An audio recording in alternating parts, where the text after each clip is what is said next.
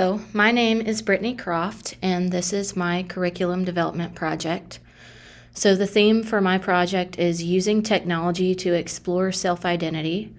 And just to give you some background about my student population and my school, I work at a small elementary school in North Georgia. Our student population is about 515 students. I see kindergarten through fifth grade students once a week for 50 minutes. This specific plan is made for fifth graders, but it could easily be adapted to teach fourth and third grade students as well. So here are my contents. Unit 1 is establishing a basic self-identity and answering the question, who am I? I think this is a really important lesson for fifth grade students, especially as they're getting ready to move into middle school. So my curriculum summary says that art is a great way to share with others what you believe in and your interests. The purpose of this unit is to guide students through projects that will help them discover who they are, build their confidence, and teach them to recognize likes and differences between themselves and their peers, and how to appreciate those differences. Confidence, as well as recognizing and respecting differences in ourselves when compared to others, is a life skill that I hope they will carry with them into adulthood. Students will explore self-identity through the use of technology. They will use technology to create extensions and exaggerations of the self and to explore the self beyond reality. As I said before, class sessions last for 50 minutes and meet once per week. This will take approximately 4 months on this unit throughout the first quarter, which lasts 9 weeks. A little bit more background information. Each of my students has their own iPad, so they can easily participate in all of these projects. So the enduring understanding is, who are you? What makes you unique? And how can artists use technology to create extensions and exaggerations of self? Key concepts include identity includes characteristics and traits that make us unique. Identity can be expressed through the act of art making. Identity is formed by other people's perception of us as well as our perception of ourselves. And identity is shaped by our environment, race, religion, and interactions. The essential questions for this unit are: what's your style? What words can we use to describe you? What are some of your likes, dislikes, hobbies, activities, and skills? What makes you unique? Who has an influence on your life? And how can your environment, race, and religion impact who you are? The unit rationale says, in today's world, many students are unsure of themselves and who they are. They are influenced by friends, family, and most significantly, internet personalities that influence and inspire them. Students struggle with deciding who they are and who they want to be. Art is a great way to share with others what you believe in and your interests. The purpose of this unit is to guide students through projects that will help them discover who they are, build their confidence, and teach them to recognize likes and differences between themselves and their peers, and how to appreciate those differences. Confidence, as well as recognizing and respecting differences in ourselves when compared to others, is a life skill that I hope they will carry with them into adulthood. The first project that we'll be doing is a personalized sketchbook. Students will brainstorm about various traits that make each person different. They will share likes and dislikes, such as favorite hobbies, food, school subject, color. They'll list at least 10 likes and 5 dislikes on a worksheet that can be used later for self-evaluation. They're going to create their sketchbooks, and they are going to design the cover by filling the cover with at least 5 of their likes. They should also include a title and their name. And once they have completed this, they will fill out a checklist rubric that said, did I like 10 likes? Did I list 5 dislikes? Did I fill the cover of my sketchbook? And so on. And students will always be given the opportunity to share their artwork with the class. The second project is a favorite things digital collage. So once again, we'll discuss favorite hobbies, activities, and skills, and I will show them an example of my own digital collage.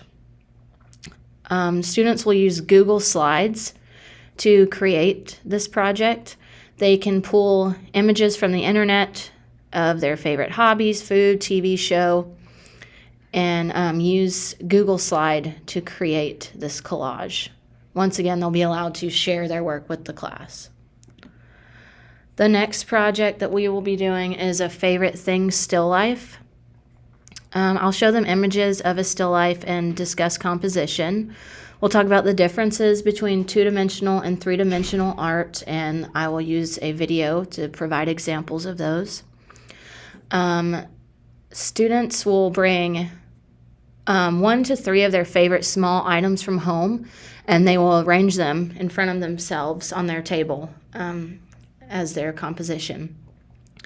Because this lesson might take longer than one class period, I'm going to have students take a picture with their iPad of their composition so that they can continue the next time.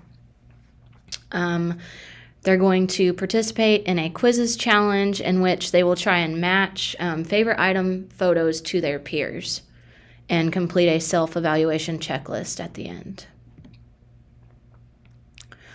The learning standards throughout my unit. The National Art Standards, I have standard number 1, generate and conceptualize artistic ideas and work, and that relates to the Georgia Standard of Excellence. Utilize multiple approaches to plans of work, incorporating ideas, universal themes, and symbolic ideas. Anchor Standard number 7 says to perceive and analyze artistic work, and the Georgia Standard for that says to interpret and evaluate works of art through thoughtful discussion and speculation.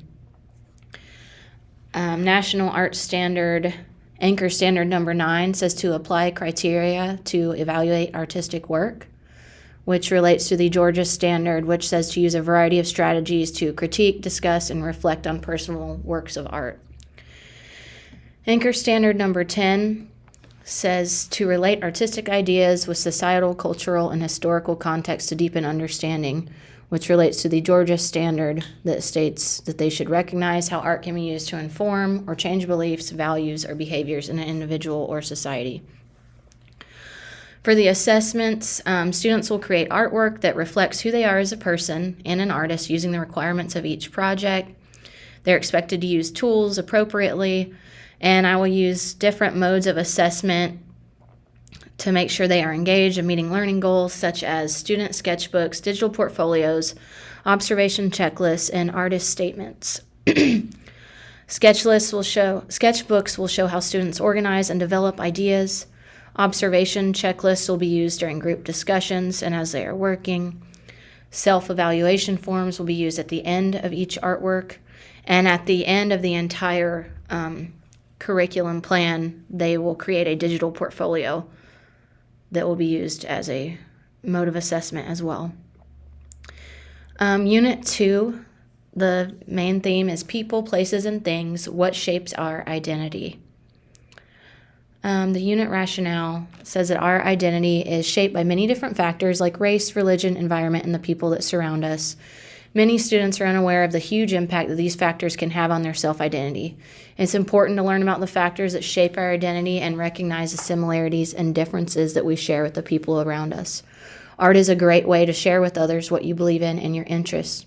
The purpose of this unit is to guide students through projects that will help them discover who they are, build their confidence, and teach them to recognize likes and differences. So for the first project, they're going to do an artwork critique.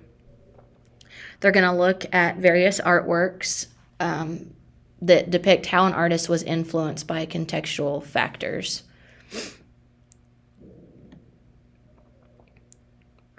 So these are the artworks that we will be looking at.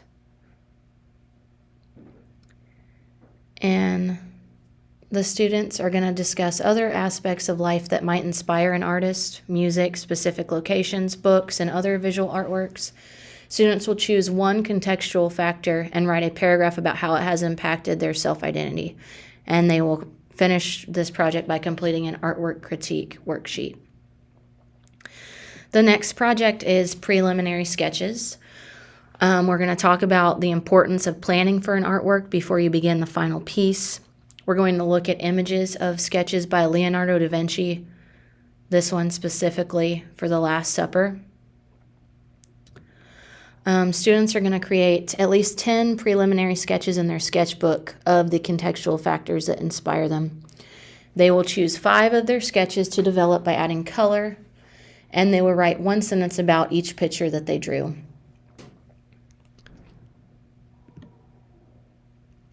The next project is a digital silhouette project.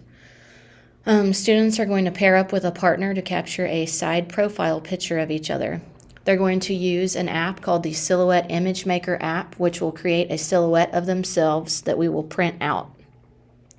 I want to print these with a black background with their silhouette in white so that they can draw at least 5 representational or symbolic contextual factors that have shaped their identity inside of the silhouette. And they will complete this project by completing a self-evaluation checklist. Here's an example of a silhouette by artist Kara Walker that they will look at prior to beginning the lesson. Unit 3 talks about modern influences and what is the effect of internet usage on our self-identity. Let's see. So the first project is an altered photo challenge. So I'm going to introduce how photos are altered using Photoshop or filters, and we will look at different altered images on a PowerPoint presentation. I'll talk about social pressures like being in fashion and other universal young people problems. We'll have a group discussion about why people alter photos, and we'll discuss the positives and negatives of altering a photo. Students will play a game using the Quizzes app in which they guess which photos are real and which have been altered. There's some of the examples of the photos that we are looking at. The next project is called Social Pressure from Social Media. I'm going to introduce terms like social media, social pressure, being a digital citizen, and we'll watch a video from Common Sense Media that teaches them how to be a good digital citizen. We're going to talk about being careful before you post anything online because everything is permanent, and how things on the internet are not always as they appear. They will use the Notes app to list at least 3 ways that they are responsible on the internet, and they will complete a digital citizen worksheet to reflect how to be safe when using the internet. The next project is a superhero selfie. We will look at images of profiles on social media such as Facebook or Instagram, and students are going to create their own profile page for a superhero version of themselves. I have a worksheet that they will complete prior to starting the final project that will talk about their superhero's age, hometown, superpowers, arch nemesises, and they will create a sketch of their superhero. Students are going to use Google Slides to upload the picture of their superhero and to organize all of their ideas into a profile.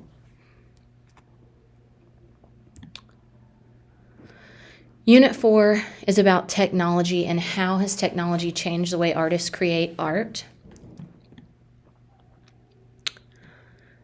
So the unit rationale, technology has revolutionized the way that people can create art. There are countless ways to experience and make art using technology, including various apps, design programs, 3D printers, virtual and augmented reality. It has changed the way we create art as well as how we view it and its accessibility. Technology is becoming more and more integrated into our daily lives. Learning how to use it in creative and innovative ways is a life skill that all students should possess and develop. The first project is a self-portrait avatar. So we're going to look at various artworks that were used creating technology, and these are some of the examples that I provided.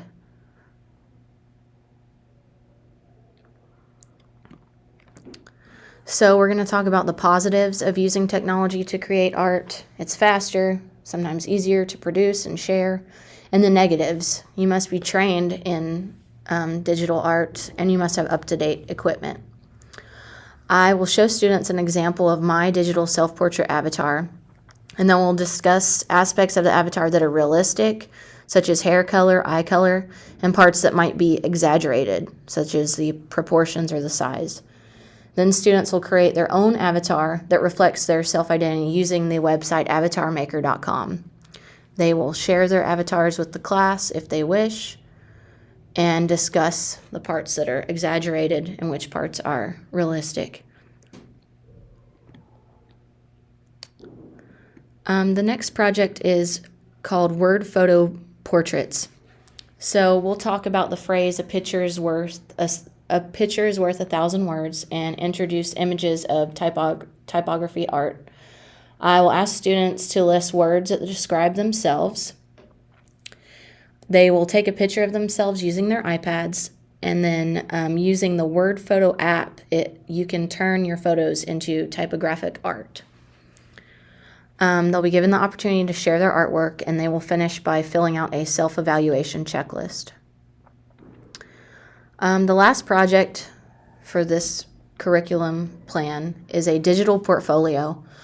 So we use a program called the Sketch School app.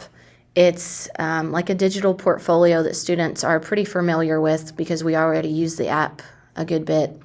So they're going to go back through all of their completed projects and take pictures of them, and along with their self-evaluation checklist. Students will reflect on their artwork, and I will use this portfolio and their reflections as a final grading rubric for the entire curriculum development project.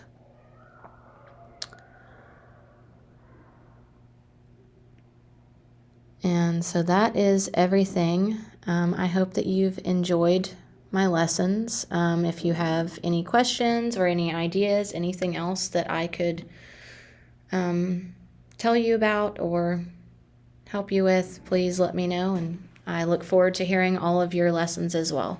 Thank you.